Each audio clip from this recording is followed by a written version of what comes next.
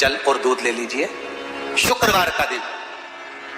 तो कहोगे गुरुजी ये कथा कहां से निकाल के लाए हो? तो विष्णु पुराण में से आप उसको स्मरण कर सकते हो। काय में से? विष्णु पुराण में से। एक पात्र में देसी गाय का दूध, जल उसमें रखकर, और आपके यहाँ अगर लड्डू गोपाल हो, यदि आपके घर में ठाकुर जी हो, लड्डू गोपाल हो, विष्णु जी का कोई स्वरूप हो, श्री हरि का कोई स्वरूप हो, तो उस पर शुक्रवार के दिन आप संध्या के समय पर दुर्वा डालकर उस दुर्वा से अगर लक्ष्मी जी के नामों का 108 बार उच्चारण कर कर घी का दिया लगाकर कैसर के चावल साथ में रखकर केवल उस जल का और दूध का मात्र छींटा देते हो तो उसके घर में कभी लक्ष्मी की कमी नहीं आ सकती, संपदा बढ़ती चली जाती है। 108 बार लक्ष्मी के नाम का मात्र उच्चारण कर लेने पर, भगवान विष्णु के चरणारविंद पर, भगवान विष्णु के चरणों पर केवल उस दुर्वा का, जल का, दूध का सिंचन कर देने से भी लक्ष्मी की वृद्धि होती है। कभी कभी ऐसा भी दर्शन करा करो, जब शिव जी के शिवलिंग के ऊपर जो जलाधारी लगती है, करें आप लोगों ने दर्शन?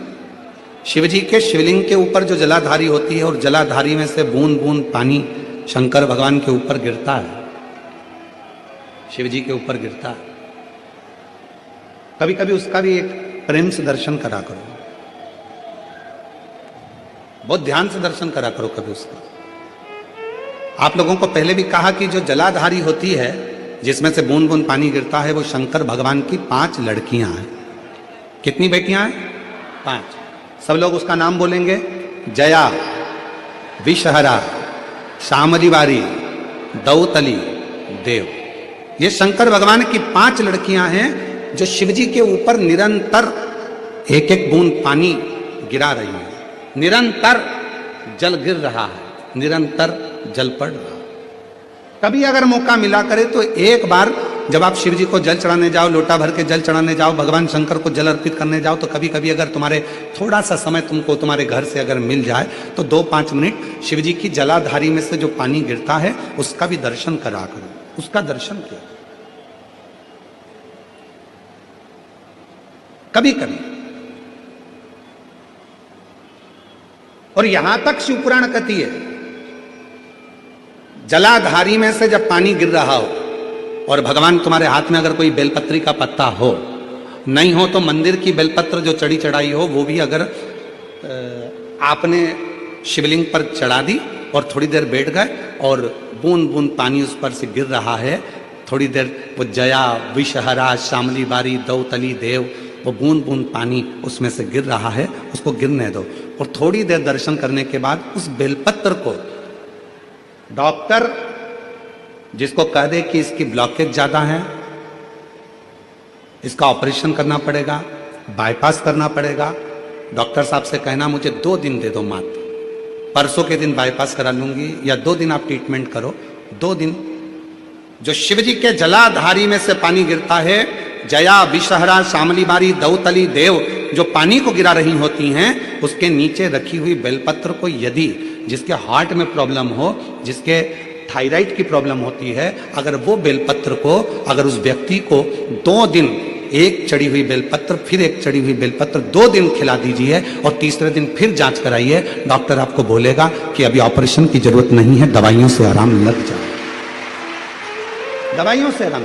डॉक्टर को जरूर दिखाओ, डॉक्टर का इलाज करवाओ, क्योंकि हमारे यहाँ शिव महापुराण में डॉक्टर को शिव का एक रूप कहा गया है, शंकर भगवान को डॉक्टर कहा गया है, क्योंकि शिव और डॉक्टर दोनों को विश्वास का प्रतिबिंब कहा गया। वृक्ष के नीचे महामृत्युंजय मंत्र का जाप जो शुक्रवार की शुक्रवार घी का दिया लगाकर करता है, उसके रोग बाबा देवाधिदेव महादेव समाप्त करते चले जाते हैं। ये संजीवनी मंत्र शुक्रवार के दिन भगवान शंकर को शुक्र को दिया था, इसलिए उसकी प्रधानता। आपको मालूम पड़ गया कि शरीर में मुझे ये रोग हो गया है, मुझे शुगर हो गया है, मुझे बीपी हो गया है, मेरा ब्लड प्रेशर ऊंचा नीचा रह रहा है, कोई भयंकर रोग, मेरे रिश्तेदार को कोई कैंसर जैसा रोग हो गया, किसी को कोई थायराइड हो गया, किसी को कोई किडनी और लीवर में सूजन हो गई, किसी को कहीं किडनी और लीवर में तकलीफ हो गई। तो शिव महापुराण की कथा कहती है, नवग्रह शिव महापुराण की कथा कहती है कि बेलपत्री के वृक्ष के नीचे महामृत्युंजय मंत्र का जाप जो शुक्रवार की शुक्रवार घी का दिया लगाकर करता है, उसके रोग बाबा देवाधिदेव महादेव समाप्त करते चले जाते हैं। ये संजीवनी मंत्र शुक्रवार के दिन भगवान शंकर को शुक्र को दिया था, इसलिए शिव उनके मंदिर में आने वाले को तुरंत दे देता है। जल चढ़ाने वाले को 3 चीजें तुरंत मिल जाती। आप नहीं भी मांगे, आप यदि नहीं भी मांगेंगे तो भी वो 3 चीजें मिल जाती। पहले नंबर पर है शांति, दूसरे नंबर पर है दिशा और तीसरे नंबर पर है सफलता। शांति और बहुत जरूरी है, मन की शांति। आप जब मन से भगवान देवाधिदेव महादेव के मंत्र का उच्चारण करते हैं, आप जब मन से भगवान शंकर के नाम का उच्चारण करते हैं, तब हृदय की शांति अपने आप आती है। इसलिए एक बार दिल से सब लोग पुकारेंगे, श्री शिवाय नमस्तुभ्यं, श्री शिवाय नमस्तुभ्यं। पति पत्नी में आपस में झगड़ा हो रहा हो, बहुत क्लेश रहता हो, बहुत ज्यादा, दोनों एक दूसरे का मुंह देखना पसंद ना करते, दोनों एक दूसरे के सामने ना आए, इतना क्रोध जिस पति पत्नी के आपस में रहता हो, अगर पत्नी एक सिंदूरा अगर शंकर जी के मंदिर से पार्वती जी को टच कर पार्वती जी का स्पर्श कराकर सिंदूर उसमें भरकर उस सिंदूरे को अगर अपनी अलमारी में रख लेती है, जहां तैयार होती है उस अलमारी में रख ले, और भले वो मांग में लगा रही कि ना लगा रही, थोड़ा बहुत भी लगाया तो ठीक है, ना लगाए तो अलमारी में अगर रख भी ले, 20-22 दिन के अंदर हमको पत्र लिखकर बताना कि उसकी लड़ाई झगड़ा कम हुआ कि नहीं हुआ, उसका आपस में मेल बढ़ा कि नहीं। तो एक प्रैक्टिकल करके देखना कि श्योर वाला महाराज कहीं झूठ तो बोल के। सारे ज्योतिर्लिंगों में आप जाकर दर्शन करेंगे तो गोल जलाधारी मिलेगी और उत्तर की ओर उसका जल जाते हुए आप दर्शन करेंगे, ठीक है। एक जलाधारी जो गोल होती है, एक जलाधारी जो गोल है और जिसके चरण उत्तर की ओर गए हुए हैं, उसका जब हम दर्शन करते हैं तो वो मां जगज्जननी पार्वती जी का हस्तकमल शिवलिंग विराजित है। एक जलाधारी होती है चौकोर। काशी गए हो आप लोग? अगर काशी में अगर आपने दर्शन करा होगा तो वहां पे जो जलाधारी है वो चौकोर है महाराज। एक गोल जलाधारी होती है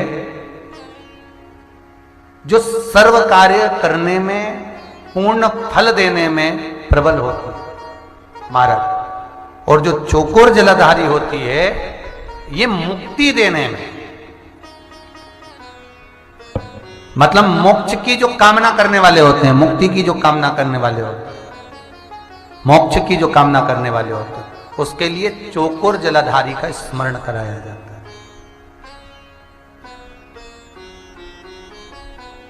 चौकोर जलाधारी। एक जलाधारी होती है त्रिकोणाकार, अर्थात ट्रेंगल, त्रिकोणाकार। शास्त्र कहता है जब असुरों ने, राक्षसों ने किसी फल की कामना करी, असुरों ने, राक्षसों ने किसी फल की कामना करी, तो महाराज उस कामना के लिए त्रिगुणाकार जलाधारी का निर्माण करा। क्यों? क्योंकि त्रिपुंडधारी, त्रिनेत्रधारी, त्रिशूलधारी, त्रिवेत्रधारी भगवान शंकर को 3 लोक का राज्य का सुख पाने के लिए असुर त्रिगुणाकार जलाधारी का स्मरण कर शंकर को अपना बना दे। त्रिगुणाकार।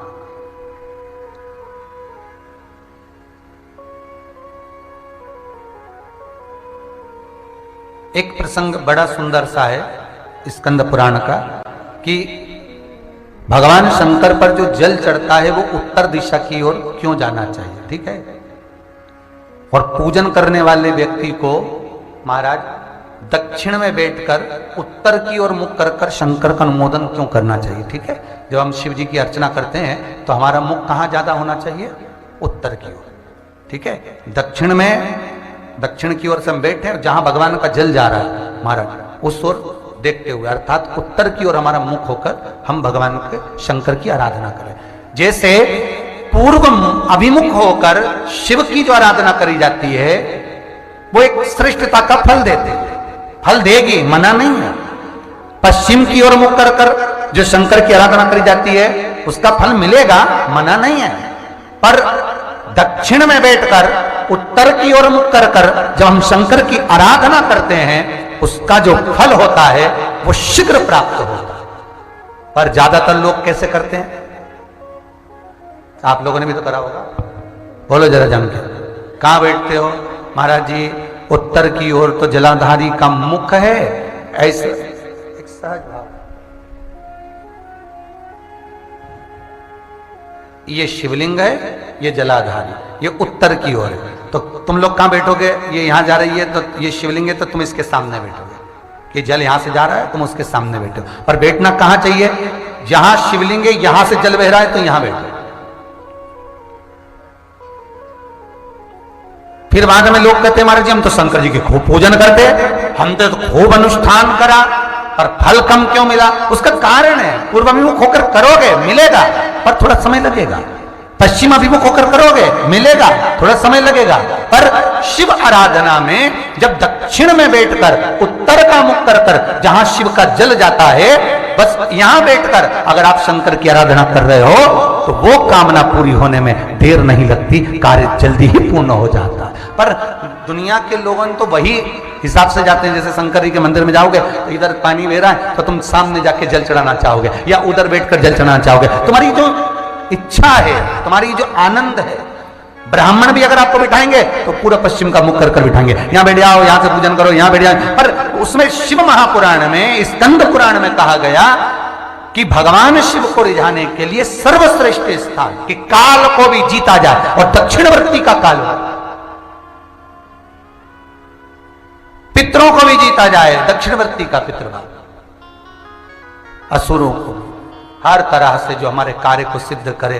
तो उत्तर की ओर छोटा सा शंकर जी का शिवलिंग है, छोटा सा शंकर भगवान का शिवलिंग है, या आपके घर में कुबरेश्वर धाम का कंकर है, और आपके घर में यदि शंकर भगवान का शिवलिंग है, या सीहोर का रुद्राक्ष हो, या शंकर भगवान का शिवलिंग हो, या कंकर शंकर हो, तो निवेदन है जहां पर भी शिवलिंग आपके घर में विराजमान है, अगर छोटी सी कटोरी में एक बेलपत्र को आप नीचे रखिए, छोटी सी कटोरी उस बेलपत्र के ऊपर रखकर उसमें थोड़ा सा मधु शहद शंकर भगवान की साक्षी में शिव जी के सामने अगर शुक्रवार की शुक्रवार रखना प्रारंभ कर दो, धीरे धीरे संपदा की वृद्धि अपने आप होने। जब व्यक्ति के मन में अहंकार आ जाता है, जब व्यक्ति के मन में अभिमत्ता आ जाती है, थोड़ा सा अभिमान आ जाता है, तो वो भगवान से दूर हो जाता है।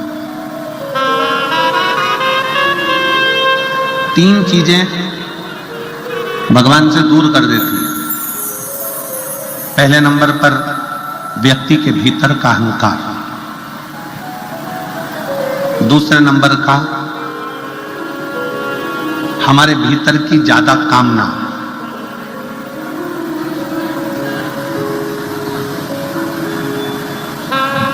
और तीसरे नंबर पर लोभ। एक अहंकार, कामना और लोभ, ये तीन ऐसी है कि जो हमें परमात्मा से दूर कर देती है। जैसे जैसे भीतर अहंकार आता चले जाता है, अभिमान बढ़ता चले जाता है, अभिमत्ता आती चली जाती है, वैसे वैसे परमात्मा दूर होते चले जाता है। भीतर काम जाग जाता है, कामनाएं बढ़ती चली जाती है, भगवान मुझे ये दे देना, भगवान मुझे वो दे देना, भगवान मुझे ये प्रदान कर देना। और मान लो भगवान ने यदि तुमको वो नहीं दिया तो तुम्हारे भीतर निराशा उत्पन्न हो जाती है और तुम भगवान से दूर हो जाते हो।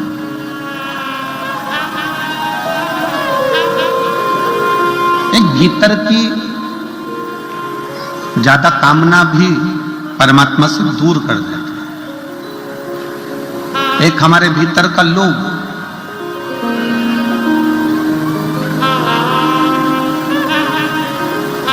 ऐसा नहीं है कि भगवान ने किसी को कुछ नहीं दिया।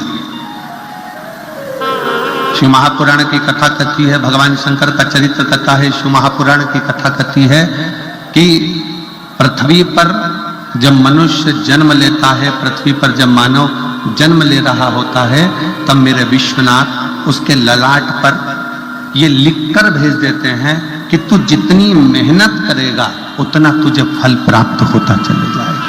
तू जितनी मेहनत करे,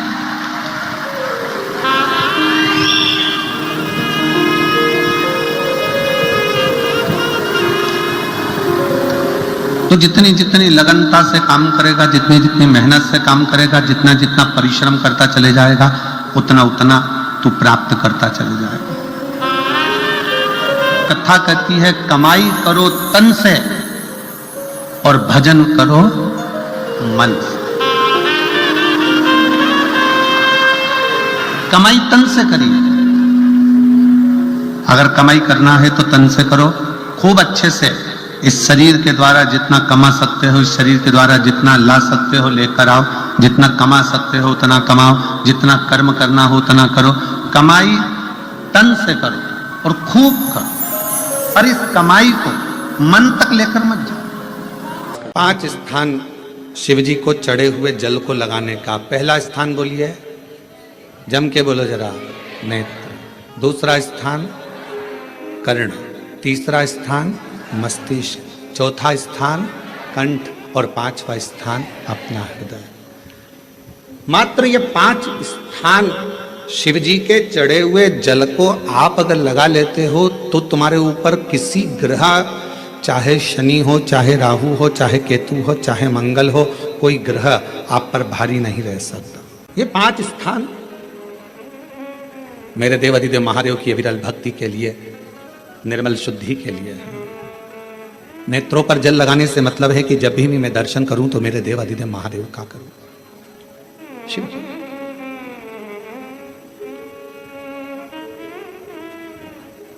कंठ पर जल लगाने से मतलब है कि मेरे मुख से जो वाणी निकले, और मान लो मेरे मुख से कोई अपशब्द निकल गया तो किसी का बुरा ना हो जाए। कर्णों से जल लगाने से मतलब है कि मेरे कानों के माध्यम से जो शब्द मेरे अंदर जाएं वो मेरे जीवन का कल्याण करें। मस्तिष्क पर जल लगाने से मतलब है कि मेरे भगवान के चरण का जल, उनकी रज मेरे सिर पर चढ़ी रहे और मेरे जीवन में कभी अहंकार ना आए। हृदय पर जल लगाने से मतलब है कि मेरे हृदय में भगवान शंकर के चरणों का वास नित्य प्रति रहे हमेशा। ये 5 स्थान, जिस लड़की को, जिस लड़के को मंगल है, और ब्राह्मण देवता ने यदि आपको कहा कि इनको मंगल है, इसकी शादी में देरी हो रही है, मंगल के कारण अगर शादी रुक रही है